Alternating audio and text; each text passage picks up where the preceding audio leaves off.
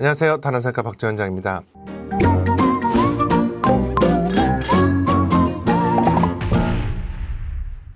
몇 년 전에 이 모발이식 분야의 거짓말 타파 시리즈 해가지고 우리가 의도한 거짓말이건 의도하지 않은 거짓말이건 잘못 알려진 어떤 내용들 혹은 왜곡되어져서 전달되는 것들, 이런 거에 대해서 제가 바로잡는 시리즈를 한 적이 있는데요. 올바른 지식을 가지고 올바른 정보 하에 이렇게 병원을 선택하는 데 도움이 되실 수 있도록 제가 조금 말씀을 드릴까 합니다. 슬릿 식모기 방식 중에 어떤 방법이 숙련 기간이 오래 걸리나요? 슬릿 수술이라는 것은, 슬릿이라는 게 SLIT가 그냥 틈새라는 뜻이잖아요. 언어 자체에 그 설명이 되어 있는 거잖아요. 그 틈새, 구멍을 미리 만들어 놓고 피가 멈추고 나면 2차적으로 찔러 놓은 그 구멍에다가 모낭을 좀 집어넣으면 슬릿 수술이고요. 바늘에 모낭을 장착한 다음에 찌르고 바늘만 빼면은, 그러니까 피부를 절개하는 것과 모낭 삽입이 한 번에 이루어지는 방식이 식모기인 거고, 2스텝 수술, 식모기는 1스텝 수술인 겁니다. 뭐 엄청난 차이가 있고 근본적으로 다르고 막 이러지는 않아요. 그런데 이제 슬릿이라는 것이, 슬릿을 구멍 내는 그 자체는 대단한 기술이 아니고요. 그냥 바늘로 막 찌릅니다. 여러분들 유튜브 같은 데도 많이 나와 있는데요. 슬릿 인시전 뭐 이런 걸로 검색만 해보시면요. 그냥 그 블레이드 칼날이나 주사기 바늘로 거의 이 정도 속도로 막 내거든요. 네, 그래서 슬릿을 내는 그 자체가 물론 다 기술이 필요하고 지식이 필요하지만 어마어마한 난이도의 그건 아닙니다. 다만 슬릿을 내놓고 피가 멈춘 다음에 모낭을 삽입할 때 어떤 기구를 사용하느냐에 따라서 그 능숙하게 다루는데 이 기구 자체를 다루는 숙련 기간이라는 건 좀 필요하겠죠.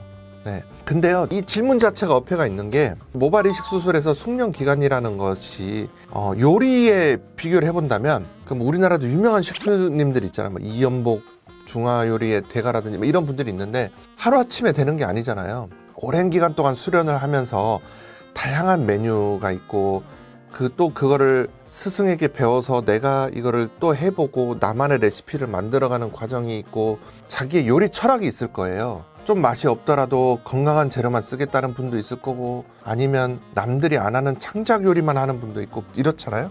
그런데 예를 들면 이런 거예요. 자, 양파를 딱 꺼내요. 그 유명한 셰프님들 보면 수십 년 했으니까. 근데 싹 막 하면 일정한 크기로 진짜 빠른 속도로 잘 썰잖아요. 그 잘 써는 거를 그 요리사의 숙련 기간이라고 얘기하지는 않지 않습니까, 우리가?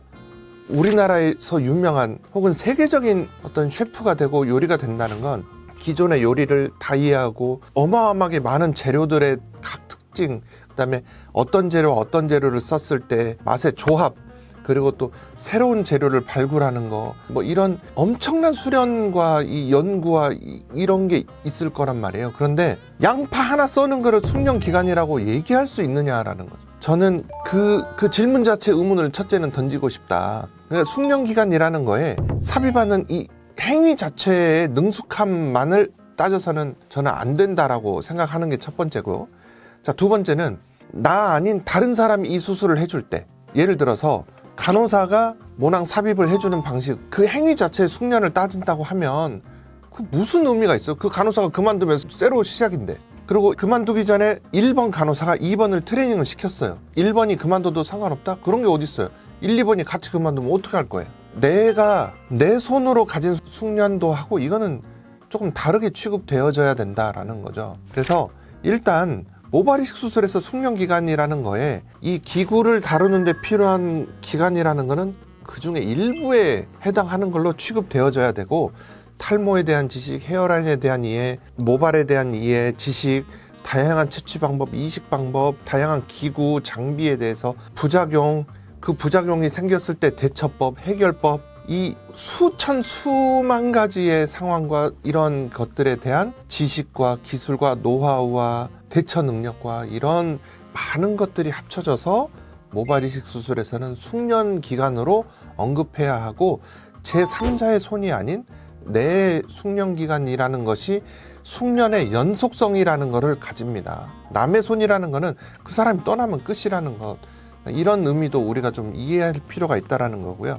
자, 다시 얘기가 돌아와서 그럼 단순 술기만 따졌을 때 이 양파 써는 거 이것만 따졌을 때는 그러면 어떡하냐. 제가 계속 반복해서 말씀드리고 있지만 그냥 슬릿이라고만 불러서는 안 되고요. 식모기 DNI 슬릿, 포셉 슬릿이라고 이 정도를 비교해 볼 수 있을 텐데요. 수술을 시작하는 데 필요한 어떤 숙련 기간은 식모기가 가장 짧습니다. 오늘 배우면 당장 내일 피부 찌르면 들어갈 수 있어요. 그거를 따지면 식모기가 숙련 기간이 짧다고 할 수 있는데, 문제는 능숙하게 다루고 엑스퍼트가 되는데 걸리는 시간은 식모기가 가장 오래 걸립니다.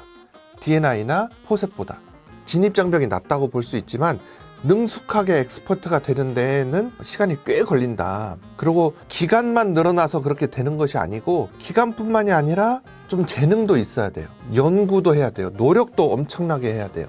수술 시작은 쉬우나 정말 진정한 고수가 되기에는 아주 어려운 게 식모기다 라고 말씀드리고 싶어요.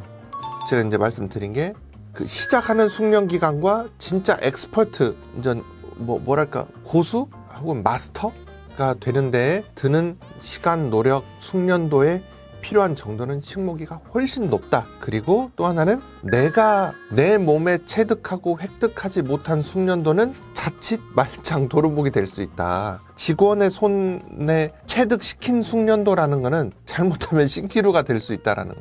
그만두는 순간. 세 번째는 이 기구 자체만 다루는 숙련도만 얘기해서는 안 된다. 세 가지를 말씀드렸네요.